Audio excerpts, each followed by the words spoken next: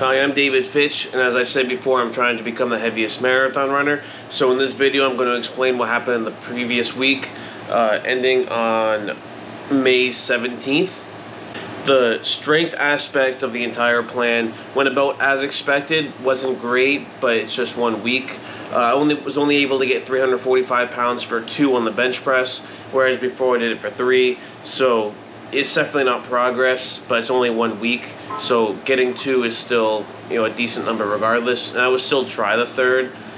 All the other lifts were pretty normal. I did try squatting again. Wasn't great, not terrible. Everything else was pretty normal. My caloric intake stayed about the same. I've been eating about 5,000 calories a day, more or less, exactly like I did before. My weight did not seem to be going up at all, so I don't think I need to cut calories. It almost seems like my weight might be moving in the opposite direction, only a little bit, so it's too soon to tell.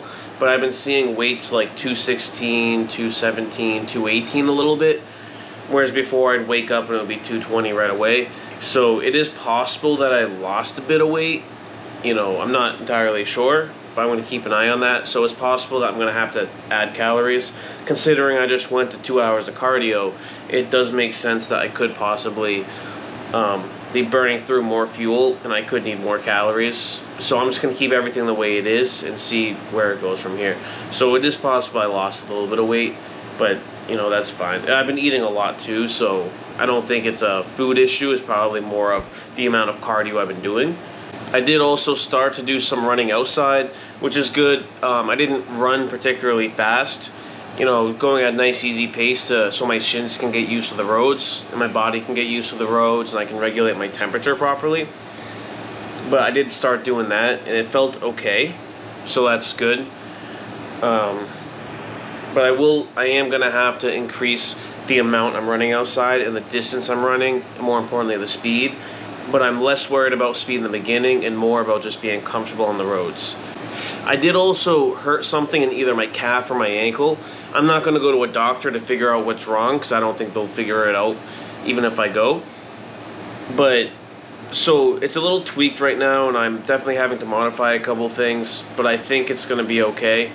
So it wasn't when I was running. I was doing calf raises and I put 5 plates on the stack. And I was doing calf raises with that, and then I just felt my calf get really, really tight, and it started to hurt quite a bit, and I could feel something was wrong.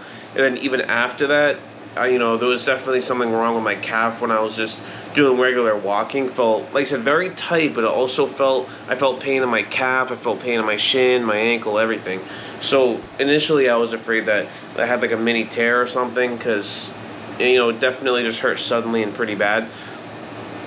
But so I just took it easy. I stopped doing calf raises. I stopped training. I didn't do any running that day. I just kind of went home and let it rest. And then after that, I was able to run quite a bit. So I would just run slower than usual. I wouldn't really bump up the speed at all. I was just trying to do some light jogging, and it felt fine. I mean, I might go, run for a bit and then slow down just to not bother the ankle too much or the whatever's hurt there. But I was able to, for the most part, do some running after, but today I did try to do calf raises again with less weight.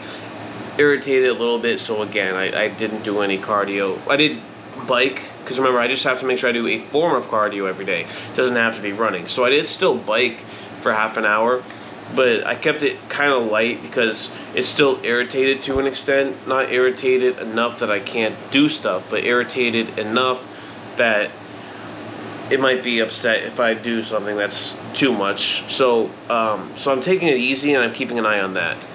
The most important thing of all of this, more important than the fact that, or how fast I'm running, which I'm not running very fast at all right now, is the fact that I feel very comfortable at 220 pounds. I can move easily, I can move fast. My body isn't handling the force too much as well as it needs to quite yet. But I am getting stronger and better at handling 220 pounds, and that's the first step of the entire thing, right? I can't be the fastest, the heaviest person to run a sub 2.5 hour marathon if I don't weigh 220 pounds. So, getting used to this weight is the first step. It doesn't really matter what I'm doing now for running, just matters I get to 220 pounds and that I can get faster over time and I'll just make sure I don't have the craziest weight fluctuations. That way I can just keep getting faster. So there isn't much else I need to say about the previous week. That's pretty much it. I mean, I irritated my ankle a little bit, and other than that, everything's been kind of normal and stagnant, which is about what you should expect for a week-to-week change.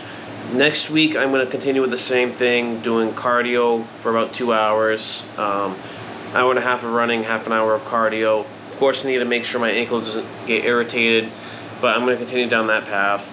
And other than that, there are no major changes I'm going to make, except for more road running, at least 3 days a week, half an hour to start. And I'll make sure I stick to that. But other than that, everything's the same. So there's nothing else I really need to say in this video, so I'll just end it here.